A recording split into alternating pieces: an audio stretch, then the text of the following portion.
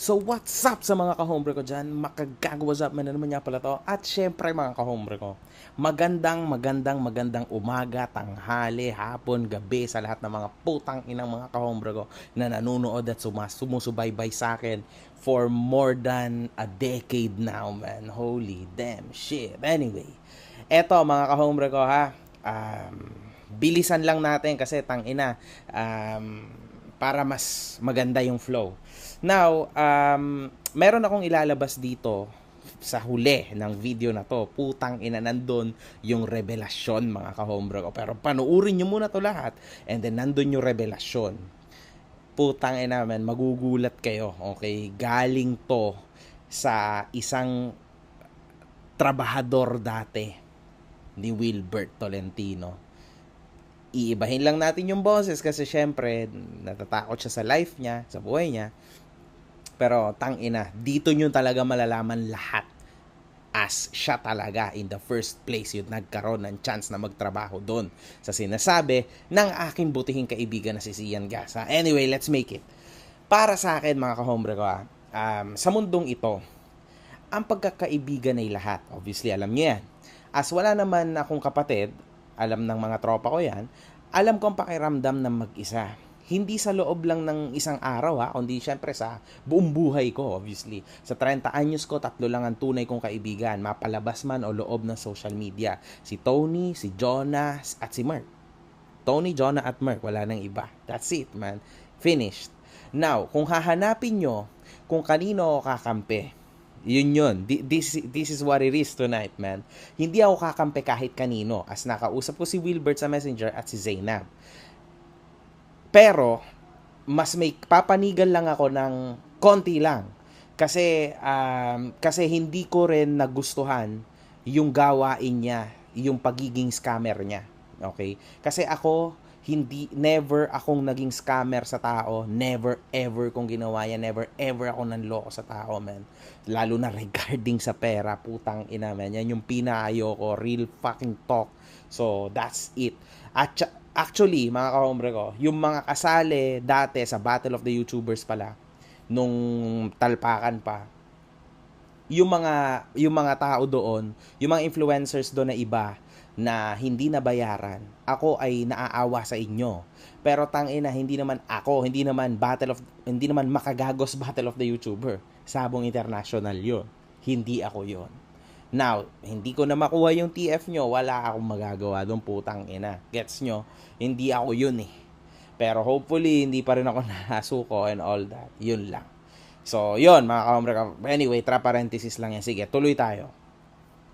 Sa circle ko, mga kahombre ko, sa circle ko na lang muna. Yun muna ang unahin natin, puta. Ang dami nito, holy shit. May mga nasabi siya na hindi maganda kay Tony Fowler, si Zainab, syempre, sa Toro Family, kay Merk at sa akin. Alam nyo kasi sa totoo lang, sino bang hindi gumawa niyan sa buhay natin? Sige nga, sinong hindi gumawa niyan? Huwag tayong magpakahipokrito. Lahat tayo ginawa natin yan at ginagawa natin yan. Yung siraan, asarin, or magsalita na hindi maganda sa mga tao behind their back. Actually, yung magandang salita ni Zainab dito, yung salita niya is toxic niyang pag-iisip. Yun yung minessage niya sa akin. Okay, toxic. Pasensya ka na, Kuya MG, sa toxic kong pag-iisip. Real talk, di ba? Alam niyo yun, kasi syempre, mapakaibigan man or hindi, nature na yon ng pagiging tao. Yung mapansin mo lahat-lahat, minsan nandyan na din yung tinatawag na inggit. Inggit na lahat tayo meron. Huwag kang ipokrito, huwag mong itanggi, ang inang yan. Lahat tayo meron yan sa katawan, di ba? Huwag kayong magmalinis. Ang diferensya lang ng bawat isa sa atin sa bandang yan ay merong konti lang ang inggit sa katawan at merong punong-puno ng inggit sa katawan. Okay? Yan ang magandang intro, man. Tangina. Hindi na kailangan gumastos ng 1 million, 1.2 million for this kind of intro. Ang problema lang dito, Zainab, maling tao ang pinagkatiwalaan mo, ha? At pinagkwentuhan mo. Tao na may plano na sa'yo from the beginning. Planado niya lahat ng ito ang ilaglag ka at sirain ka sa social media. Real talk, man. Nasaan ang mali mo? Yung mali ni Zainab, mga kahombre ko.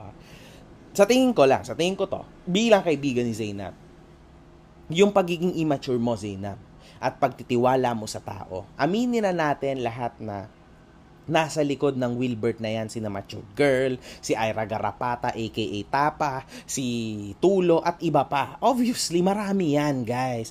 Mga tao na naging palamunin ni Zainab. Binuhay at binuhat ni Zainab. Si Tulo, akala mo talaga strong no? Pabuhat lang naman sa babae ang puta ni pambili ng iPhone, wala.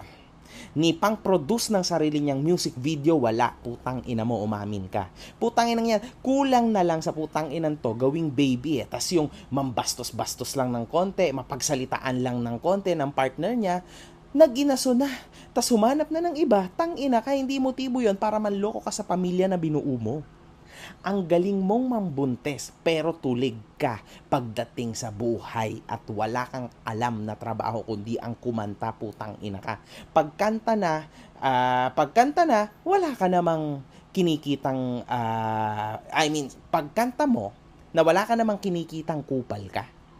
Kahit ata, magpakitaan tayo ng passbook even nung OFW pa ako, at sa ngayon, yung ngayon na ikaw, hindi mo kayang tapatan yung pera kung kupal ka. Partida na, nagtatrabaho lang ako sa Domino's Pizza at sa NHS Hospital sa England, Basingstoke, putang ina ka. Hindi mo kayang tapatan yung mga kinita ko noon. Ha? Even noon. Kasi ganun na akong kasipag at ganyan kang katamad na putang ina ka. Real talk yan, man. No doubt, man. No doubt. Siyempre, mga kahombre ko, palamuning lalaki yan Sa'yo naman lahat nagmula to Alam naman ng lahat na nasa likod ka ng mga taong to. Diba? Nasa likod ka ng lahat ng to. Yung mga panunuhol mo sa likod ni Wilbert. Akala mo di ko alam, no? Diba? May nanlalaglag dyan. Isa sa mga kasama mo, araw-araw, nakupal ka, putang ina ka. Mga kumpumorma, akala mo kayang bumili ng isang buong building at magpatayo ng Jollibee. Yung pala, ang totoo ay kaya lang niyang umasa sa renta na binabayad ni Zainab. Mabuhay lang yan, putang inang yan, at magpalibre araw-araw ng Jollibee kay Zainab. Real talk, man. Bagay na kinamali ni Zainab. At sa tansya ko, kanya naman nitong nalusutan na as iniwan niya na si Tulo. That's it. It's over. As per Trash, si Tony Fowler at ang Toro family at ay mo makipag-collab si Wilbert kay Merk, Zeb. Kung makikilala mo ang mga yan sa personal at malalaman mo ang estado ng buhay nila, Zeb, sa personal, sa totoo lang, magbabago ang isip mo. And you will actually learn a lot from them. As iisa kami ng pag-iisip. Kalimutan mo yung social media na ang dugyot ko, ang bobo ko, ang toxic ko, no. We are different in person. Alam mo yan, Zainab, that's why we became friends, okay? Mapagkakatiwalaan ako sa salita, sa gawa, sa lahat. Masyado ko na napatunayan ng sarili ko sa'yo, kaya sumama yung loob ko sa narinig ko na sinabi mo, na kinonfirm mo. Well, I salute you for that kasi kinonfirm mo yon at nagsorry ka tungkol doon sa akin, sa message mo sa akin. So, doon pa lang, bilib na ako sa'yo kasi napakadali nung itangge. Ang dali nung itangge, di ba? Dahil wala namang screenshot na napakita yung isa tungkol doon. Pero inamin mo na lang. Okay ako doon, Zen. Di ba? Akala mo, Zainab, ito yan yung fame na iniingatan mo ay ang kayamanan mo, di ba? Akala mo yung subscribers ang kayamanan mo. Alam mo, ang tawag sa ganyang mentality ay kahit papano nilamunan ng sistema. Subscribers, viewers, hindi yan ang magde-define sa'yo bilang isang tao, kundi yung pakikisama mo at pagiging matalino mo sa choices mo sa buhay. Tulad ng business. Business na wala ka pa. Umaasa ka sa pag-build sa sarili mo. Endorsement, sponsorship, etc. etc. So, ang business mo ay ang sarili mo. Sarili mo na napakaraming mali. Okay? Syempre, hindi naman tayo lahat perfect. Yun ang problema kasi ang ginawang business is yung sarili mo. Mahirap talaga, Zainab, ang ganyang galawan. Lalo pa at hindi totoong ugali mo ang pinapakita mo sa social media, di ba? Kaya mas gusto ko si Tony sa'yo, sa totoo lang, real talk. Kami kasi prangkahan, di ba? Ang baon ng mga lumalabas sa bunganga namin, pero totoo, hindi kami peke sa isa't isa. Ikaw, syempre, you must, baka nga hindi mo rin to gusto eh, alam mo yon, baka hindi mo rin ito gustong gawin, but wala kang choice kasi minahal ka na ng mga fans mo, ng mga tao, na ikaw si Zebi, na ikaw si Zainab na masiyahin, na okay, na child friendly, na ganito, na ganyan, di ba? Siguro yun yung motibo, kasi tulad ko, di ba, ang bait-bait ko sa personal, wala akong bisyo, wala akong ginagawang masama, hindi ako nang bababae, wala. Business lang ako and I just earn money and that's it. Kaso lang napakasama ng image ko sa social media kasi doon ako sumikat. So wala na akong choice kundi ipagtuloy-tuloy kasi pag nag-iba ako ng content, wala na manunood sa akin. Maybe that's your point and I would understand you actually. Di ba? Kasi it's tough, man. Kasi ang pagkakakilala ko kay Zainab dahil ako ay nagkaroon ng chance na makilala ang isang Zainab Harake at pati si Rana Harake din. They are very good people. Kaso lang, si Rana kasi mabait. Wala talaga yun eh. Sobrang chill lang niya, sobrang bait. Si Zainab mabait. Kaso lang, totoong ma-attitude. Unfortunately, kung wala siyang attitude, hindi siya pwedeng maging boss. Di ba? Parang si Jonah. Tanyo, napakaraming shit na itinatapon sa kanya madalas sa Brusco Bros. Ganito si Jonah, ganyan si Jonah. But then, kung hindi ganun si Jonah, kung hindi ganun si Zainab, at actually, kung hindi ganun si Tony Fowler sa Toro Family, wala na silang grupo. Sila kasi ang nagbibit-bit sa likod ng lahat ng putang inang taong umaasa sa kanila. Wala silang choice kundi maging malakas, maging kupal, maging hinayupak. Pag sinabi ko linisin mo to, tulad ni Mama Marie, putang ina, linisin mo to. So si Marie parang nagiging demonyo. Kaso lang, actually, si Marie Fowler, we're talking about Marie, si Mama Marie, so parang nagiging demonyo siya. Pero sa totoo lang, gusto lang niya ng malinis na kapaligiran, tangina. Gets nyo ba? Most likely, ganun din si Zainab. Meron siyang gusto, putang ina, gawin mo to. Oh, syempre nakakabisit. Ikaw kaya, okay ka ba lagi? Oras-oras ba ng buhay mo, okay ka? Syempre hindi, tangina. Gets nyo ba yung mentality? Kaya mahirap maging Zainab, mahirap maging Jonah Renz Jacob, mahirap maging Tony Fowler, mahirap maging Marie in this case. Man, mahirap maging boss ng isang putang inang sikat na grupo, man. It's tough in social media. Or maging Jomar Lovena in this case, Team Horror, napaka-tough, man. It's fucking tough kasi you have to make your call. You have to make calls. Plus, kailangan mo ng stake. Without any stake or pusta, wala kang komisyon. Ano ang pusta? Ano ang pusta ni Zainab in this case? Nakikita itong buong grupo ko. Yung sarili niya, ang stake. Kasi kailangan niyang gamitin yung sarili niya para mabitbet yung mga tao at dun sa kasikatan niya, dun siya kukuha ng komisyon. Putang ina, sobrang sugarol ko, no? Sobrang crazy man. Nakafocus ako sa putang inang sugal. Oh my God, sorry guys. Pero sana naintindihan niyo yung example. Oh shit. Anyway, at para naman kay Wilbert, saan ka naman nakakita ng mga crap na screenshots? Tangina, isa ka pa, napakatanda mo na sa larong ito, ginulangan mo pa yung mga nakakabata sa'yo. Okay? Bata na nakatulong din naman sa pag-angat mo. Hindi mo lang masabi ng derechahan, pero ang pinapalabas mo ay mukhang pera si Zainab. Wilbert, as I told you before, wala yang negosyo na yan. Well, wala yang negosyo. Ang negosyo ay sarili niya. So, normal lang na presyohan ni Zainab ang kanyang sarili. Kung 1M siya per appearance, yun na yun. Putang ina, normal lang yun. Kung ayaw mo, di wag. Di ba? Yun ang presyo niya. Wala kang magagawa doon, man. Sa daming taong pinapala mo ni Zainab, normal lang na maging ganyan siya. Diba? Wala naman siyang inaasang negosyo di tulad mo na marami ka ng ganon as per your saying. Sabi mo, di ba? Si Zainab ang perfect example ng influencer na nag-start sa bottom at mag-isa lang siya nagsimula, di ba? So exactly like me, hindi mo kami katulad na maraming pangmudmod na sumikat ka na lang. Di ba? Nagbayad lang sa mga influencers at kumagat sila, nakuha mo simpatsya ng mga followers ng mga kinolab mo. Yun,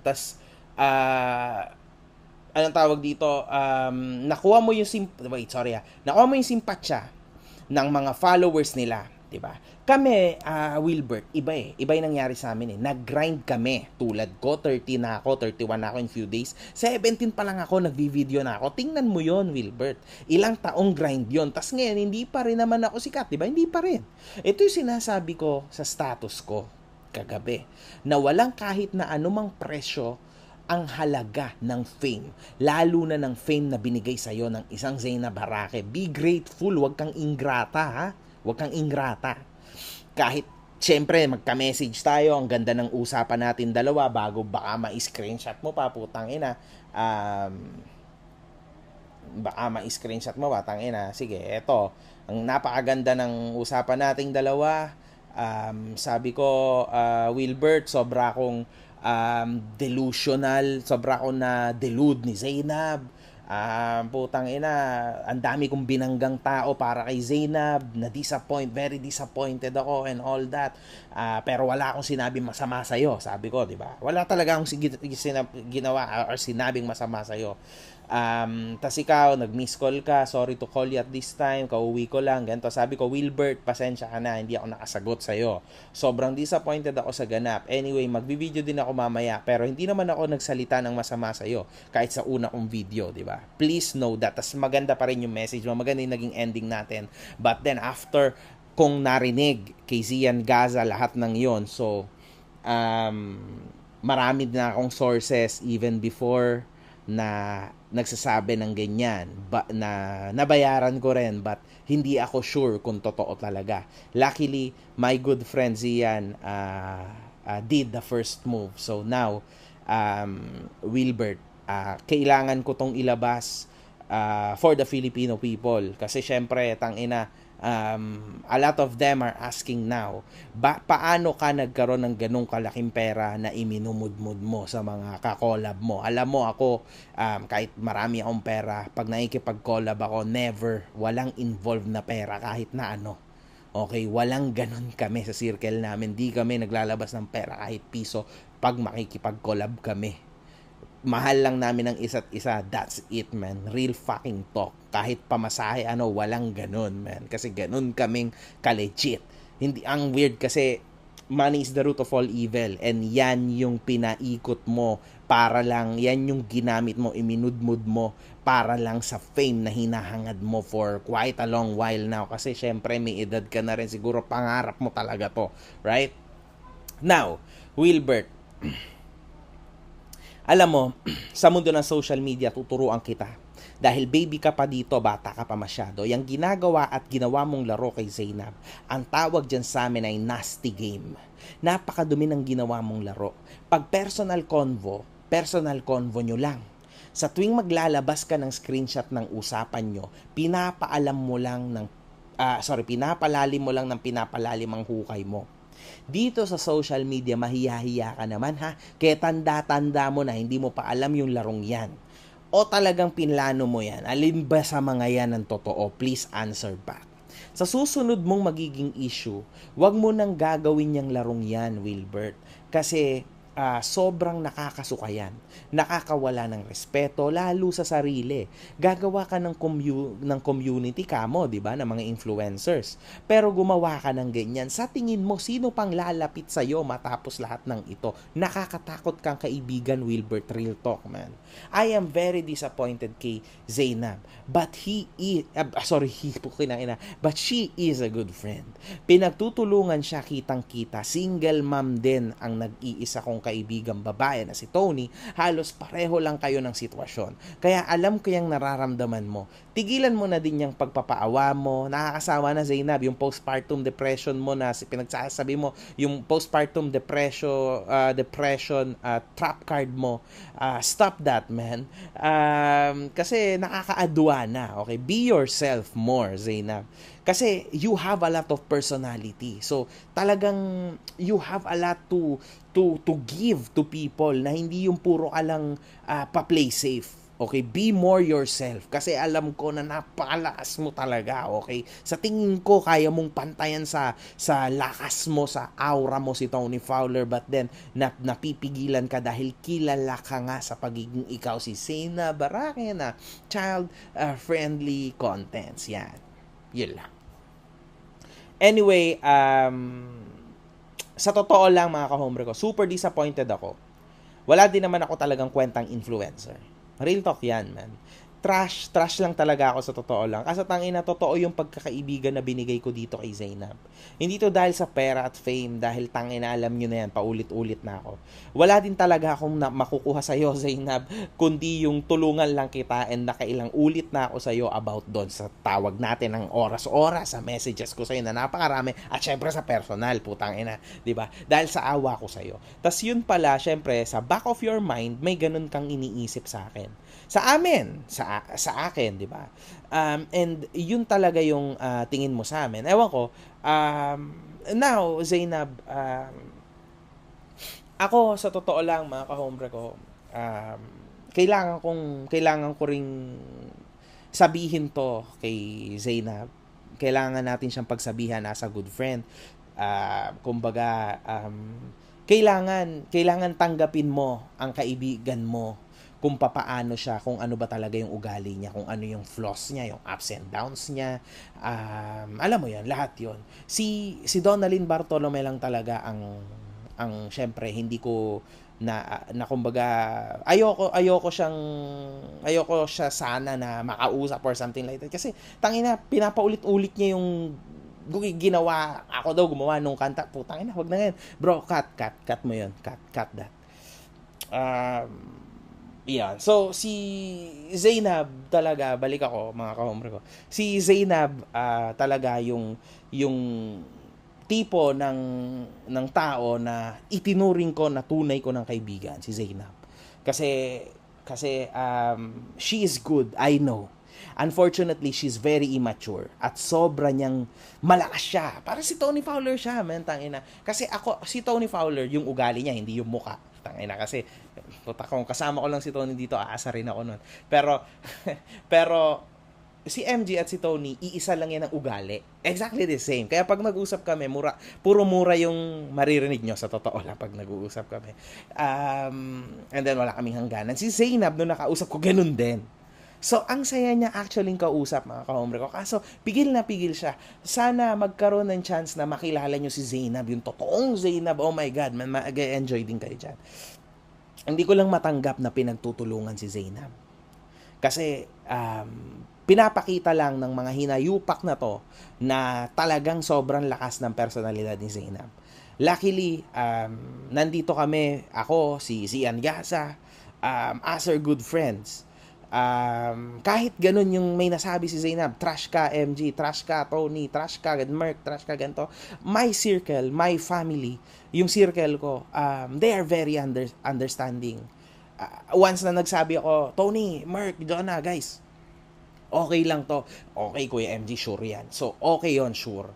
So, kumbaga, hindi naman sa pinapatawad ka namin, puta, sino ba naman kami, di ba? Walang ganun, man. Ayoko yung ganun. Ayoko ng drama or bullshit like that. Pero, we're with you, man. We are with you. Walang personal shit to.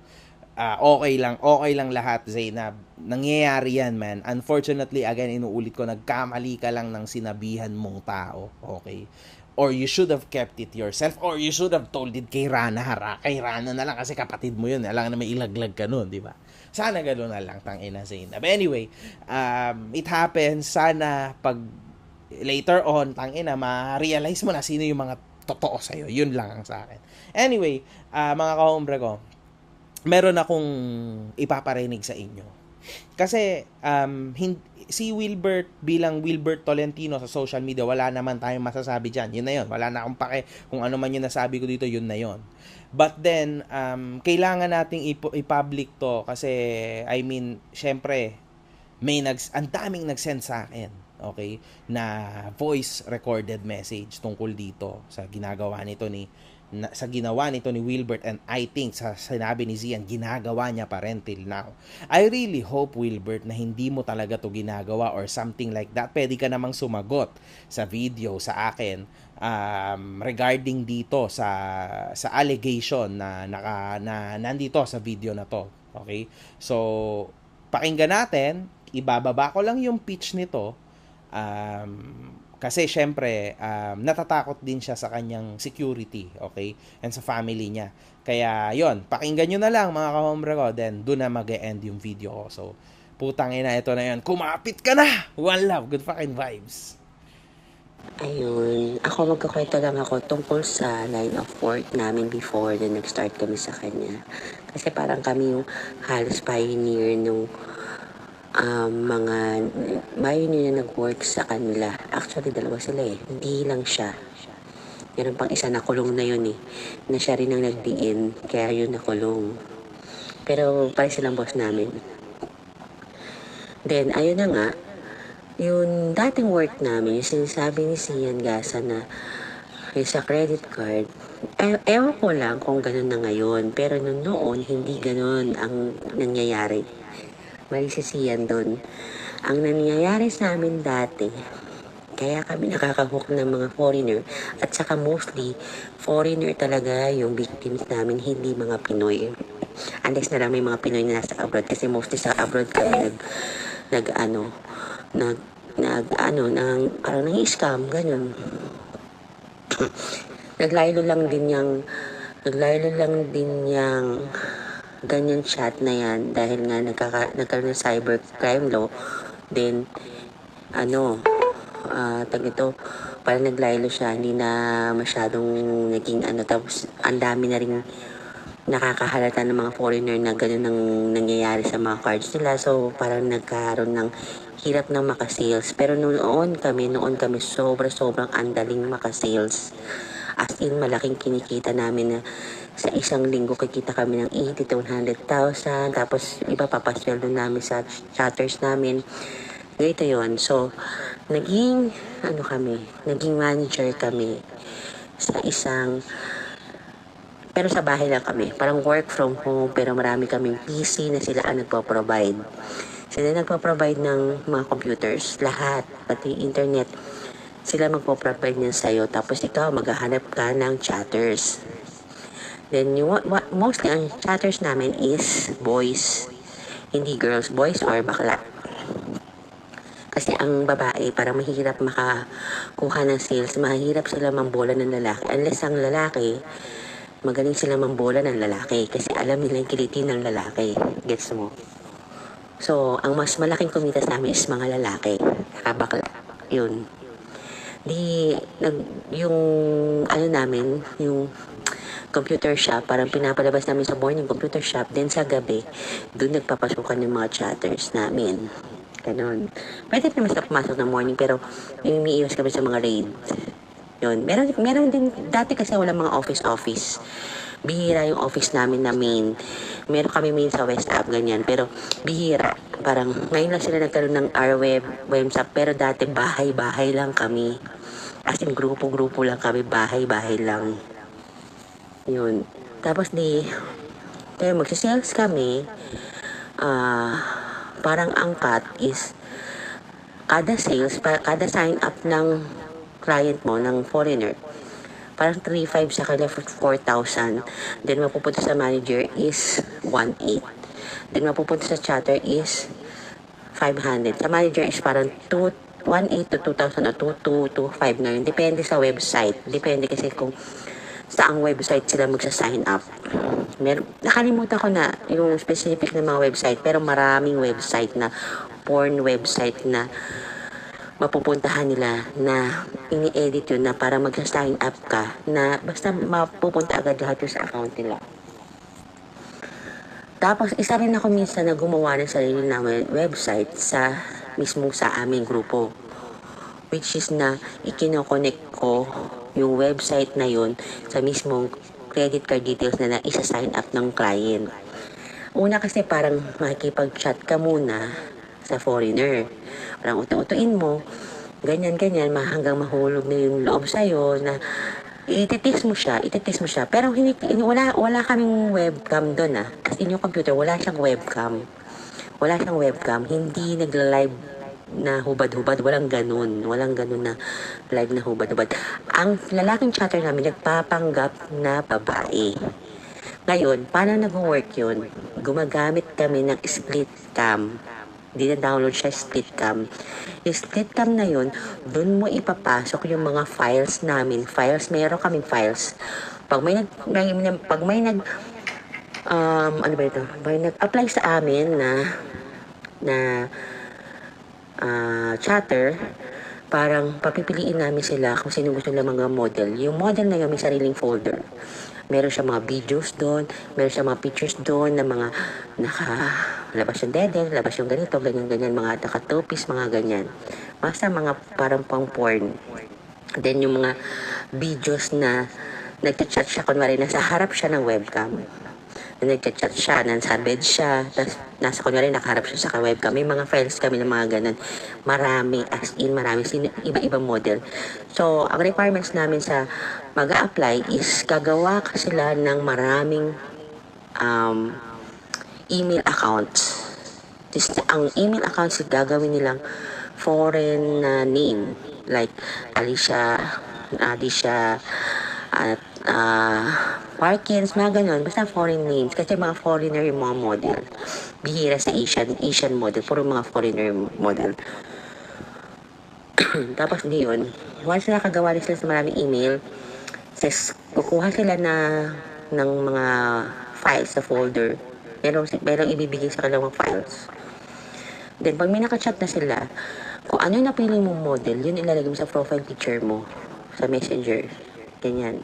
Or doon sa pag-chatta nyo sa kung ano man dating site. Minsan kasi din ginagamit namin dating site para makahook din. Pero hindi doon nagagawa ang transaction sa dating site, kundi sa porn site. Iyon. Makaka-chat mo siya. Ngayon, ititis mo muna yon. Ititis mo muna. Kaya papakita ka mo sa webcam using ng split cam. Yung split cam, ipapasok mo yung file mo na kunwari, nasa harap ka ng camera na nag-chat ka. Dapat ang kamay mo tugma dun sa typing a message dun sa may box ng right message. Di ba meron dun minsan yung parang dot na kunyari nagtatype ka na message. Dapat kamay mo sakto rin nakalagay sa messenger para sa keyboard para hindi ka mapapansin na yung recorded video lang yung pinapakita mo. Kunwari, kung ang model mo nandoon sa split cam, kasi makikita mo sa screen mo kung anong ginagawa ng model mo sa split cam. Kung nakikita yung model mo na ang kamay niya, nagtatype siya sa keyboard, dapat ikaw din, gumagana rin kamay mo kunwari sa keyboard, nagtatype ka din. Ganon. Kung hindi naman siya nagtatype, dapat hindi ka rin nagtatype kasi mahalata yun sa webcam, di ba? Kung ano pinapanood ng foreigner. Ganon yung tuturo namin sa mga chatter namin. Hanggang matitis muna niya, hanggang utu-utuin niya. Kasi dati, ang bilis talaga na yung makasales kasi hindi pa siya ganun kakalat. Hindi pa siya ganun alam na may mga na-scam na ganyan ng mga foreigner. Hindi, ayun na nga. Hanggang mauto mo siya na, gusto mo ba ituloy ko itong ganito, yung ganito, ganyan. Mag-sign up ka naman dito kasi ito yung trabaho ko, ganyan. Kailangan maka-sign up ka, ganyan. Para tuloy na natin yung ganito, kung anong pwede ko ipakita sa'yo, o kaya anong gusto mong pakita ko sa'yo, mga ganyan.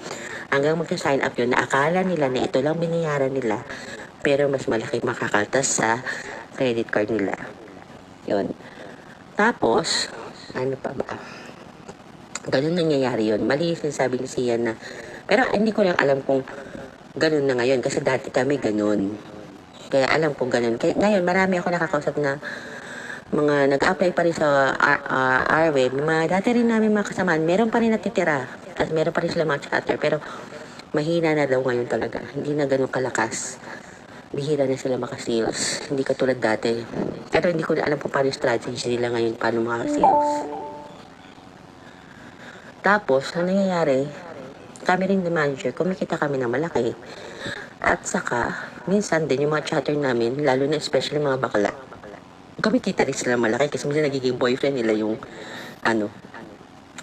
mga foreigner, pero hindi sila nagpapakita kasi iba ang model, unless na yung may ibang bakla na bihis babae, minumodel nila yung sarili nila, gumagawa sila sariling picture nila, nagbuboses babae sila, yung sarili nila minumodel nila, tapos gumagawa sila sariling video nila, yung parang ganyan. Yun kami nagkaka-sales. Tapos, ang cut namin sa mga chatter namin is 500, 700, 800. Depende sa website. Marami ka website, parang 8 na website yung pwede namin magka-sales. Iba-ibang presyo niyan. May 1.5, 1.8, may 2.5, may iba-iba. Tapos weekly ang swelduhan namin yan. Yun. Tapos, si Wilbert naman kasi talagang, matulungin talaga siya kahit dati pa. Yun nga lang, yung line of work talaga kung saan siya kumikita, yun. Tapos hanggang nakapagpatayo na siya ng mga business, so ano ng mga gay bar, mga massage, ganyan.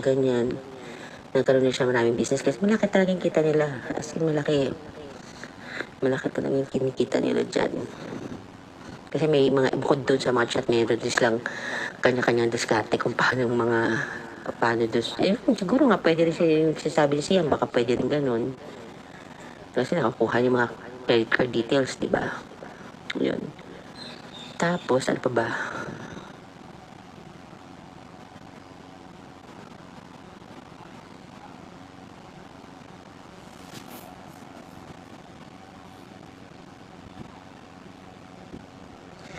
Tapos, yun nga. Si Wilbert kasi, dati mahilig yan inom ng mga pills, mga party pills, mga ganyan. Meron ako nakakwentuhan ng babae. Nakasex niya. Na inalukan niya na maging, ito, maging baby maker. Wala pa siya anak noon. Yun. Tapos, nagka-sex daw sila. Tapos nagkakwento sa akin ng babae na, naging close ko sa yung babae. Tapos, nagkakwento sa akin yung babae na, ganito, na bago siya nagka-sex, pinapainom muna siya ng gamot. Parang, marami silang beses na nag-sex. Pinapainom muna siya ng gamot. Ganyan. Magaling nga daw eh. Si Wilbert. Parang nagkakwento rin si Wilbert sa kanya na kahit sino, mapalalaki, mapatomboy, nakaka-sex niya. Basta gusto niya. So, kada sex nila, binabayaran siya. Hindi ko alam kung 5,000, 10,000, depende. Tapos, inalokan siya, ay ayaw niya kasi siya rin, meron siyang pamilya. May pamilya din siya. Ang alam ko, ang bunga din ng baby maker yung anak niya. Teacher na tayo na anak na, tapos may pamilya din. Yun ang alam ko. Tapos, yun nga, yung nagpa-party pill siya, nagda-drugs, yung ganun. Tapos, ngayon kasi, hindi ko alam kung ganun pa rin siya, tumanda na siya kasi ko yung sabi ni Zainab na kung wala lang daw siya, papatulan siya. Kasi alam kong ganun siya dahil nga nalaman ko sa kwento na ganun nga siya. Kaya alam ko siguro nga totoo nga talaga na ganun siya dahil nga nalaman ko kwentong ganun. Is ganun talaga siya. May siya sa sex. Hindi mo sabi ko sex maniac or ano. Pero kung gusto niya talaga. Parang ganun. Kahit sino pa yan. Kaya hindi ko alam kung maganda naman kasi yung babae na yun nakasex na yun. Maganda naman. Pero hindi ko alam kung mamimili siya kung pangit or ano. Basta kahit tomboy or bakla or ano. Basta kung gugustuhin niya, nalibugan siya, mga ganun. Kasi kinikwento rin niya dun eh. Kinikwento rin ni Wilbert sa babae na yung nakaka-sex niya. Maraming beses na nag-sex na. Tapos hanggang nag-stop na rin siya. Parang nag-asawa na siya yung babae. So hindi siya nakipag-communicate kay Wilbert. Tapos yun, ano pa ba? Pero sa ugali ni Wilbert na palabigay, totoo yun. Kahit sa mga tao na sa paligid niya, sa mga tauhan niya, lahat talagang tinutulungan niya. Yun, talagang hindi mo may maalis sa kanya na matulungin siya. Pero yung line of work nga talaga kung saan siya kumukuha ng pera is doon. Bukod sa iba, hindi ko na alam. Pero yun ang alam namin. Kasi kami naging tao niya. Ayun lang. Tapos, wala na akong ibang masasabi. Basta yun lang. Tapos ayun. Tapos, naalala ko pala. Kaya siguro, kasi dati pala, yung mga computers namin, meron yung master computer para pagka-iwas read. Parang yung pinaka main computer, yun na magpapatay lahat at ano lahat, nakalimutan ko tawag doon eh. Pero, kunyari, magkaroon ng raid. Yung main computer, siya magbubura lahat ng files doon. Parang siya parang i-reset niya lahat ng connected lahat ng computer na ibang computer sa main computer, sa master computer. Mare-reset lahat yon nang wala kang naiwang mga chat or mga dinownload na mga basta lahat mare-reset yun. Kaya iwas raid yun. Kaya walang dati kung may mga nare-raid, ganun na nangyayari. Kaya wala ka talagang makikitang files at wala ka makikitang webcam. Kaya tataka sila paano naging cyber, kasi wala namang webcam. Yun ang panlaban nila dati. Dati parang sinasabi lang, Wilbert, wala namang ebidensya kasi ganito, ganyan. Huwag kayo matakot kasi wala naman tayo webcam, wala namang mga files na makukuha. Unless meron kayo, dapat talaga required ka, meron kayo kanya-kanyang USB para sa files nyo. Kasi nga nire-reset lahat ng computer. Yun. Ganyan din siguro nangyayari sa websap at saka web ngayon para diba? Ganyan din siguro kasi kami noon dati. Ganon kami. Ayun lang. Saka mo ba? Si Wilbert, pag gusto mo sa mga voters, madali makakuha ng votes yan. Ganun kasi ginagawa siguro dahil na sa credit card. Siguro ganun ginagawa din nila. Kaya lahat ng mahawakan ni Wilbert, katulad si Inuts, nanalo siya sa PBB sa mga votes. Kasi talagang, yun ang line ni Wilbert pagdating sa mga votes. Sa kanya ka lumapit, talagang mananalo ka, makakakuha ka ng maraming votes. At saka isa pa, ano ba yung, nandun pa siya sa, at yun nga, mabait si Wilbert kung matulungin. Pero kung sakali nga makalaban mo siya, talagang hanggat kaya kanya sirain, sisirain kanya talaga. Ganun siya. Ganun yung nangyari sa isang boss namin na nagkaaway sila, na magkasosyo sila sa work na to. Pero ang ending, yung boss namin na isa nakulong. Nabalita yun sa TV. Nabalita siya. Tapos siya ang hindi nakulong. Yung isa nakulong. Pero nakalaya naman siya after ilang years ata. Hindi ko alam kung 1 year o 2 years. Ganun. Ganun siya. Pag may nakaaway talaga siya, hanggat kayang sirain yung buhay mo. Kaya niyang gumawa ng kaano-ano. Basta masisira ka lang niya.